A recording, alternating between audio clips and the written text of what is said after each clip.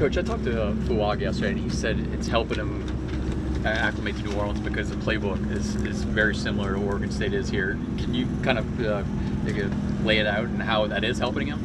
Yeah, I'd say that sticks out in his film, some of the similar concepts and schemes, but I think it's more of a compliment just to his intelligence as a person. He works hard at it. He's smart. He was well coached at Oregon State. You won't have a good gauge with Fuag until training camp when the pads come on. When did you finally realize he's got it? He can do it at left tackle, not a right tackle like he did in college.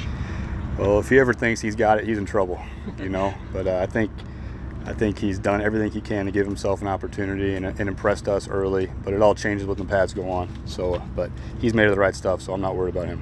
What do you think so far of the offensive rollout that you guys have been able to institute so far? You install and how far you are along? Our guys did a great job of taking in a lot of information and going and putting it on the grass. Coach Allen gave us a lot of meeting time to get it installed, so I'm pleased with where we're at, and we're never going to be where we want to be. If we have that mindset, we'll be all right. Where have you guys, as far as the gauging of how much you've developed in the last month from a mental standpoint, how much would you say that's really average?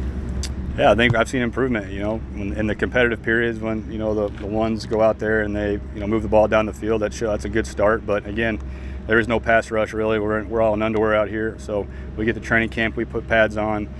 Guys that maybe you didn't notice here the last couple of weeks, they're going to start showing up, and the other way around too. So, that's what we tell our guys is it's real football come the fall.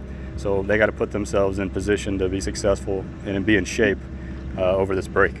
Clint, how would you gauge that jump from when Derek first kind of got learning that offense? Where is that at this point? Where's that?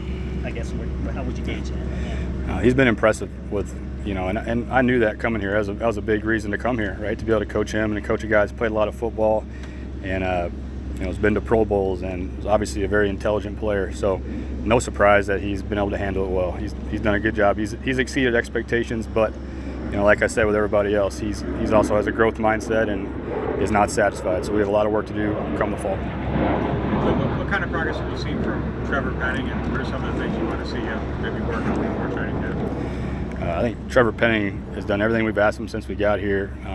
Really tough mentality. I like the person. I like the way he works. I like how important the game is to him. And, he's no different than anybody else. We're going to coach him hard and expect a lot out of him. And, we'll see what happens when we put the pads on. Eric McCoy talked about how, along with Trevor and Todd and even Todd, they really picked up the playbook and expedited pace compared to what they were expected to. What do you think about how the younger offensive linemen are adjusting and learning their play style? Well, I think you got two incredible offensive line coaches in John Benton and Rick Dennison. So, you got double the teaching right there.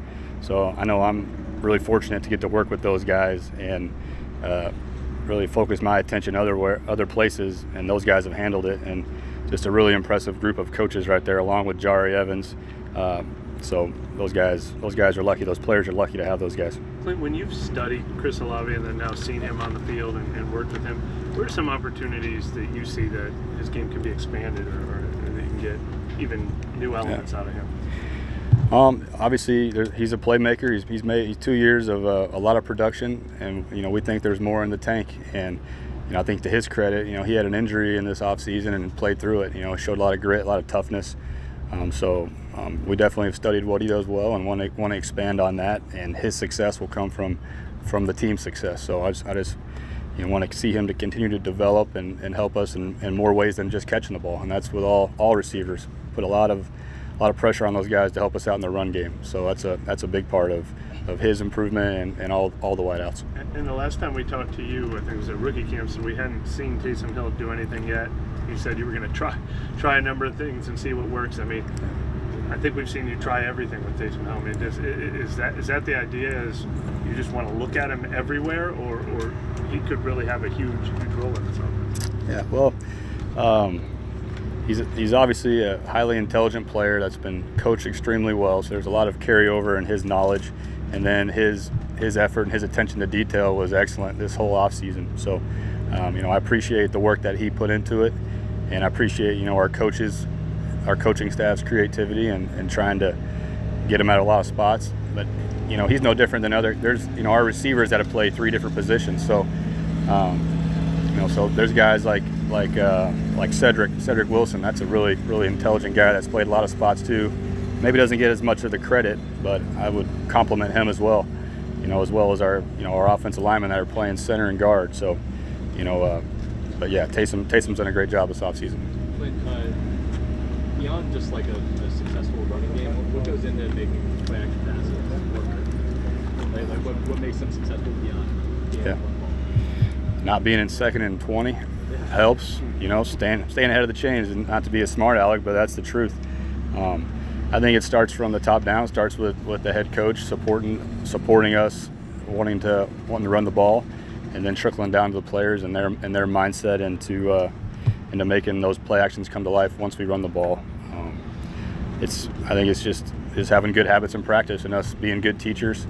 And if we can install good runs and be successful there, then we can build off of it out the pass game. But it's a lot of this. I wish it was just one thing, but it's not. Are you uncomfortable with all the attention you've gotten and the offense has gotten in this offseason, or is that just part of life in this league? Absolutely. Yeah. No, I'm kidding. When you're coming as a new staff, there's going to be more attention on you, and that's part of our job is to deal with expectations, whether they're good or bad. So, I tell the players all the time that your expectations have to be your own. So my expectations are one thing, Eric McCoy's are another, and we have high expectations of ourselves regardless of what's going on outside. And if we can just kind of narrow our vision and put the blinders on and focus on that, and less about what's going on around us, the better we'll be. Kind of as a follow-up, do you feel like you have the players to be one of those top clubs immediately on the offensive side of the ball? I think we're just going to try to go get a first down in training camp and go from there. We got who we got. I like who we got, and it ain't going to change from now to the season. So we better go figure it out pretty quick. Were you surprised by Kamara's absence from practice after the walkthrough today? Did you talk to him at all? No, I have talked to him when he was here the last couple of days. He's been great. Talked to him on the phone even when he was gone. We've been in constant communication. Really loved what he put in the work yesterday and in the walkthrough. But I don't have any other comment on after that. Did he tell you why he wasn't in practice, or? I think DA answered some of those questions. I didn't get to talk to him, no. But no. Early on, some of the guys mentioned that you guys were meeting as a group as opposed to being like in individual rooms. Is that how you run it all the time? And what's the advantage of that? I think it's important we're all on the same page, coaches and players. We got new coaches working together too. So I think it's important to hear one voice early. So that's something that I think is really important as an offense, that we're all speaking the same language, coaches and players. So that's just kind of like establishing the culture, and then later on, like you break off and go into different rooms, or? Hey, just taking it one day at a time, and this time setting that we had, we needed to be together as much as possible. So we'll probably do that quite a bit, though. Yeah. Alvin motion is something that's new to a lot of the players that have been in this offense in the past. Is that just something that you kind of have to drill early, so that by the time the actual plays get here, it's not something they're thinking about that early? Yeah, I think we put our guys. We gave a lot to them.